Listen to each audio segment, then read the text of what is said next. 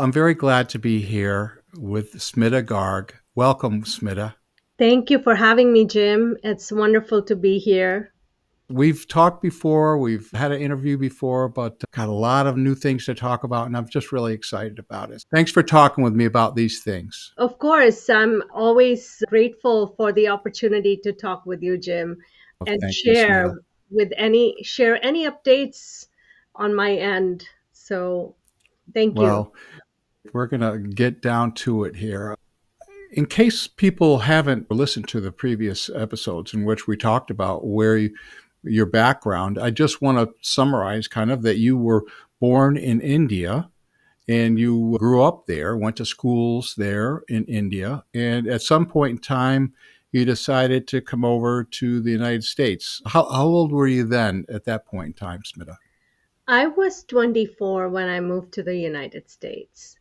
Okay, And all right. so it's been a while that I've been here. Okay. I think you continued your studies here. Is that right? I did. Yes, I did my master's and then my doctorate at the University of Illinois, Urbana-Champaign. Okay. And I did not introduce you as Dr. Smita Garg, but you are a doctor. Have your doctorate. And Yes, not a medical doctor, but yes, I am a doctor. yes, yes. And expecting that this is going to be the first of a few different interviews that we're going to do, because the topic that we're going to talk about is a big one. And when you and I were talking to get ready for today, it seemed to me that this is something that is so important and is so vital to us all that we should take our time and go into this with great detail and very clearly. So I am confident that we're going to do that today. The theme that we're going to talk about is that we have divine guidance available and Yes, we just need to be open up to it.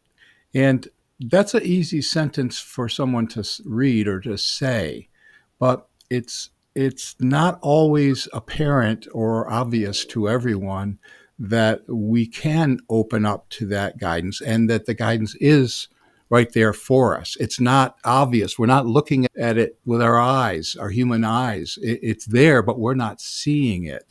And right. I know that in talking with you to get ready for today, you were very strong about how that guidance is there. Could you Yes. tell us a little bit about that for Yes. me?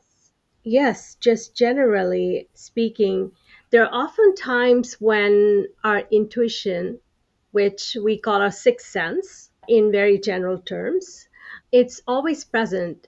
And how many times have we felt like perhaps we've been to a place and it just feels super familiar Right. and we feel like we've been there before? So, moments like that, moments of deja vu. But then also, how many times have we've heard that inner voice chime in and say, don't do that? Or for something as simple as, not a good idea to eat that. But we Yes. we do, and then we pay for it later.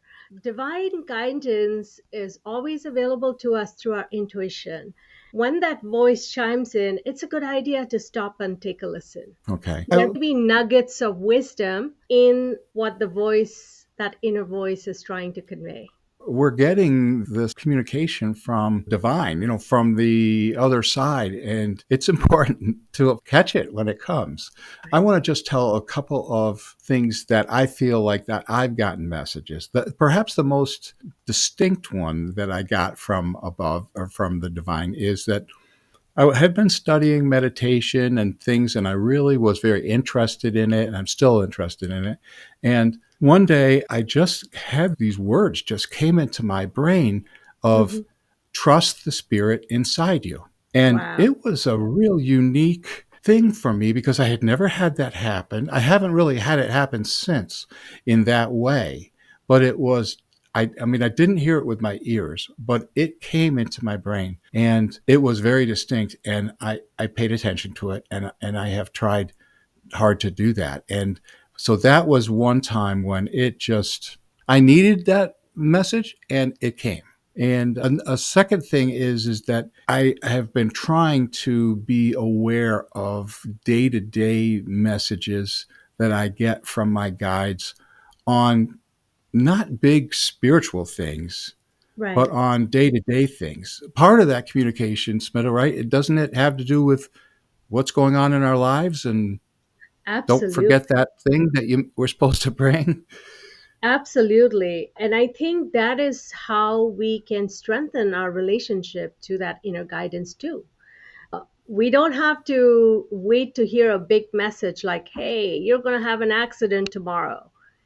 Right. But it's probably going to be little messages here or there just to help us build that connection and strengthen it. And once we have strengthened that connection, there is enough trust that we built into that voice and into Yes. that connection, then we can actually get bigger messages. But whether it's big messages or small messages, it's literally the guidance is coming to us for us to support Okay. us. Okay. Yeah, So that those are then guidance that I'm getting. That is guidance I'm getting. And absolutely. yeah. Yes. Well, and then the last thing that I want to just mention is that when each of the podcast episodes needs to have an introduction to it and then a finishing, which I call an outro. So I have to write up the intro and the outro, and then I read that into the onto the tape or whatever. And I have found that I've been doing. I think we're on our 53rd or 54th episode, and lately I've been feeling that I don't have to worry about what am I going to write. Actually, that's been for some time. I don't have to worry Mm, about what am I going to write for the intro and the outro. I just get there, I get ready to say it, and I right, just get started and it just comes right out of me. And I do feel strongly that that is coming to me. It's like a download kind of. I'm getting it and I am writing it out and then I say it.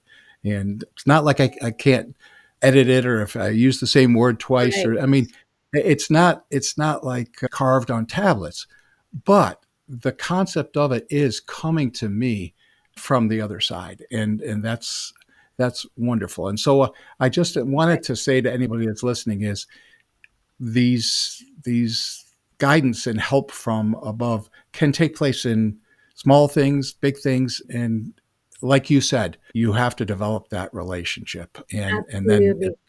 then it's going to come.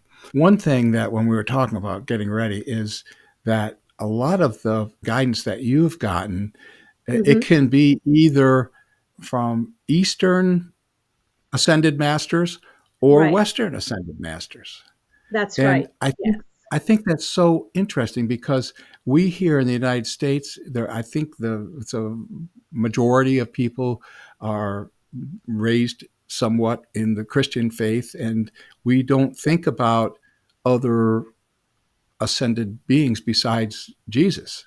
right. And but you have received messages from Jesus and other ones. Could you tell Yeah, just in general a little bit about that, please?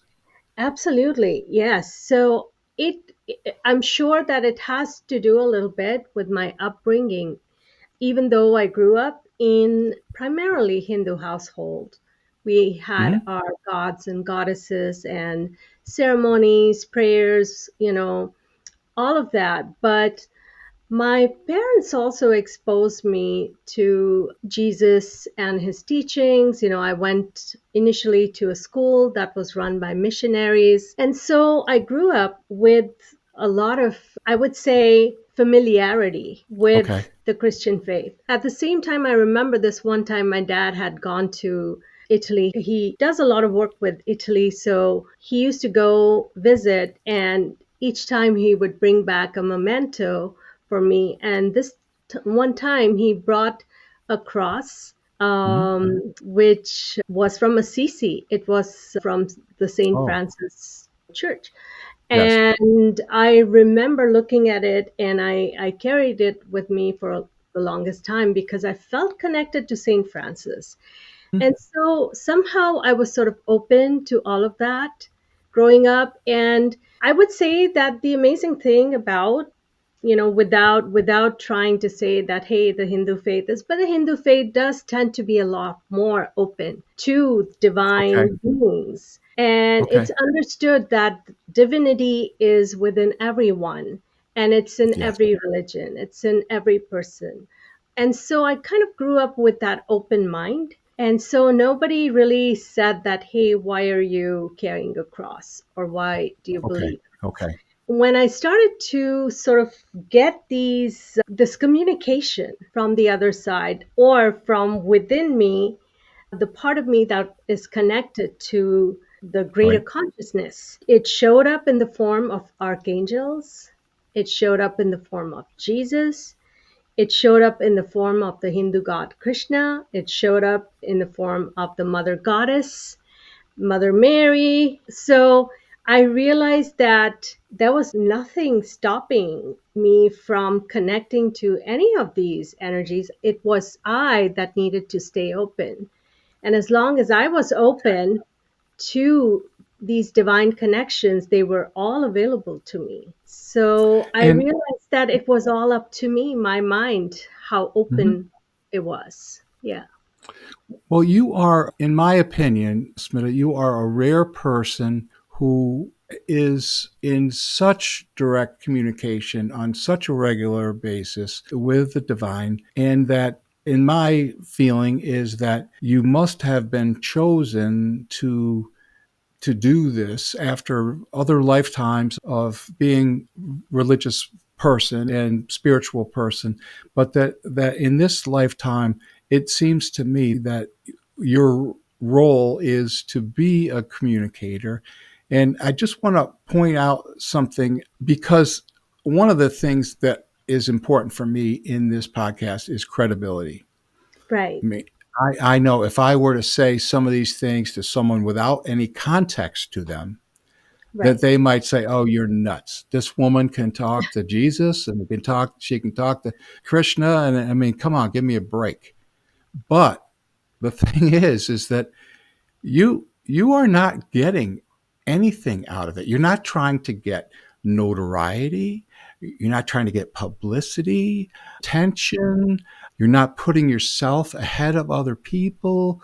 You're not getting any physical things that Right. would benefit you, or money, or anything like that. And Right. that you yourself had many doubts Hmm. about doing this. And so I think the That's right. combination of those things is like, this woman was just minding her own business, going through life and being a spiritual person, Right. and Right. but you'd had no idea that this was going to happen, right?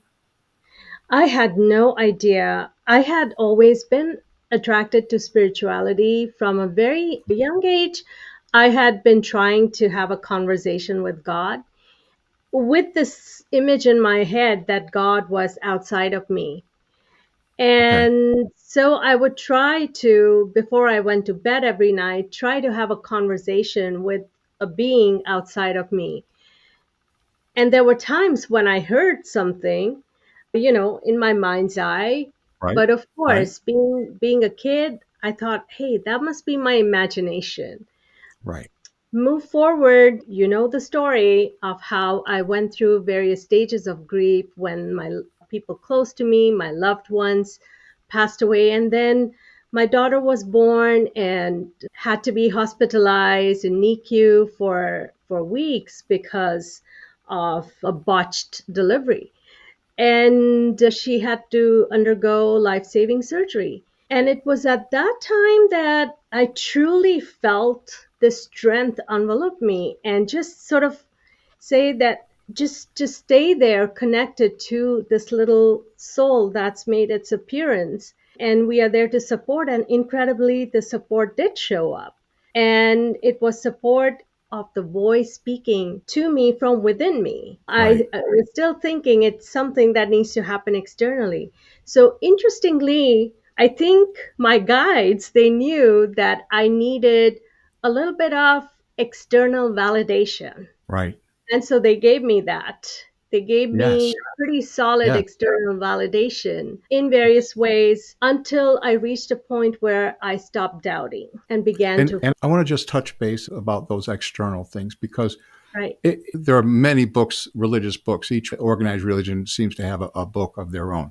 But right. in the Christian, it's the Bible. And in the Bible, they talk about miracles that happened Mhm. and that the disciples were there with Jesus and they're like, well, we think he's a great guy and everything, but, and then all of a sudden these miracles happened. And I define a miracle as something that defies other explanation in our life, that there's no logical way that could be or could happen. And you have had miracles happen to you. Yes. If you don't mind, Jim, I would like to go back to that first Okay. moment when I fully acknowledged that there was this connection, which Okay. was very Let's do alive. that. Yeah. Yep. Let's do that. So this was in 2012 when I was traveling through various cities in California just on a vacation. And Hmm. we were just driving and we were stopping at these beautiful towns and cities and, spending a few hours or a day or two everywhere. And then we Right. happened to stop at this beautiful. California has a lot of missions, and the missions have a Yeah. very tenuous history, actually. But without going into details of the history of these missions, these days there's an acceptance, even within the missions, that a great wrong was done to the indigenous people of the area Okay. through conversions and all sorts of horrific acts. So I was passing by this mission. We just stopped for a little bit and I was taking pictures because it was around Thanksgiving. They actually had some of their Christmas festivities up, and I was just taking photos because it looked really pretty. And the next thing I know, an orb floated by and literally stopped in front of my camera so I could take a picture. What do you mean when you Yes. say an orb? Sometimes you'd hear people saying that, oh, they saw an orb, or orbs generally show up really well in photographs. And they are basically spirit forms or energetic forms, and they show up as a bright circle, Like a ball of light or a something? ball of light. Yes. Okay. And so this orb literally came floating by and it stopped in front of my camera and posed for me. And I took a photo and I took multiple photos and then it moved away. And I was like, wait, what was that? And then I looked around and I said, is somebody like, are there bubbles around here or what's going on? No, but there Yeah. was an orb that I was able to catch on my camera. So later on, when I looked at the photos of that trip, I found that there were orbs traveling with me in the car throughout Oh, that trip. wow. And I did not know. But for some reason, it just felt strangely comforting, but also exciting to be Yes. in company of the orbs. And there, Yes. Yes. I was sensitive enough to know that it wasn't anything low vibrational. So that was the first time that I had sort of a physical interaction with something that you wouldn't consider physical. Right, right. And I have interviewed people that have taken photographs in areas where they felt that there were spirits going to be there. Mhm. They often find that they cannot see them with their naked eye, but in the Right. photograph, they come through. And Yes. but you actually were able to see it in both, right? With Well, the no, naked I eye. wasn't able to see it with Oh, my naked eye, but through my oh, camera, when I held up my camera, oh, it just floated by, it stopped momentarily so I could take a picture of it. And oh, I I realized that it was inviting me to take a photo. And so I had no choice. I of course I took a photo. Why wouldn't I why right. wouldn't I take a photo of an orb that's posing for me? But the fact that it was an invitation and it Yeah, was yeah, also yeah. a communication. deeply about what was going on. And then in 2014 is when I had what I can call a Kundalini event, which you might have heard from other people, Jim, is a fairly huge life changing event when you have a Kundalini awakening. No, And I don't know anything about that. When you use that phrase, a Kundalini event, I don't know anything about that. What is that all about? well, I think we are going to need a whole other, Episode for that. Okay. yeah, Well, we because can it's do quite that. a big deal. Yeah, Okay, then. So if it's too big to describe, then go ahead and tell it us is. about that. You felt that you were having a Kundalini episode. Okay. Yes, Tell us about so I was really not sleeping much. I was restless like crazy. It was a strange restlessness. It was a spiritual restlessness. So the spiritual restlessness was affecting my body. I was losing that, right? weight. I lost 10 pounds in no time. I was getting very little sleep. And in my sleep, I started to have visions, which were really profound. In one of those visions, I met with the three archangels. And I remember being in that half asleep, half awake state, talking to the angels and thinking, like, why do I know them and why are they here? And what do they want to talk to me about? Right. And that's when I met Archangel Michael, Okay. Raphael, and Hmm. Gabriel. And the one who really spoke to me was Archangel Gabriel. He spoke with Okay. me quite a bit. And for the next few years, and continuing now, I am able to channel Archangel Gabriel after that particular vision. That was my first meeting with the archangels, and I remember thinking that in that half awake, half asleep state, how do I know these guys? And Yes. Yes. I asked them, who are you? But I already knew who they were. It was kind of an interesting sort of, I realized that they were using sort of this Q&A type of thing for me Okay. to come to an understanding of who they were and why they were Right. there. Right. Right. So it So, was really clear to you then. yes, yes. Right. Okay. And they were very distinct, so I could see their distinct personalities. I could sense that they were so different in their energies, and yet they came from a place of love. They were there to help me somehow because I was going through this spiritual restlessness and the Hmm. sense of not knowing what my purpose was. So I would like to say that one of the things that has been always been there in my mind since I was very little was a sense of purpose, that I was here Okay. to do something. Okay. And Okay. my first job was to find out what is it that I was here to do. Right. And in my 40s, I still wasn't clear what I was here to do. So Hmm. I was Hmm. doing different things. I was working on my PhD and all of that, Yes. and thinking that maybe that's what I'm supposed to do. But somehow I wasn't feeling like I was there inside. I Right. wasn't feeling, Right. I was still restless. And I felt like they were there to help guide me to Right. my purpose. Sure enough, Right. the next night they reappeared, and this time they started to have a proper conversation, again a sort of Q&A with me. And in this Q&A, they said, "So you've been wondering about your purpose?" And I said, "Yes." "Are you here to help me?" "We are here to guide you." "Okay, I'm Wow. excited Wow. you're here to guide me. What am I supposed to do with my life?" "Well, what are you passionate about? What are you good at? Mhm. Have you stopped and thought about it?"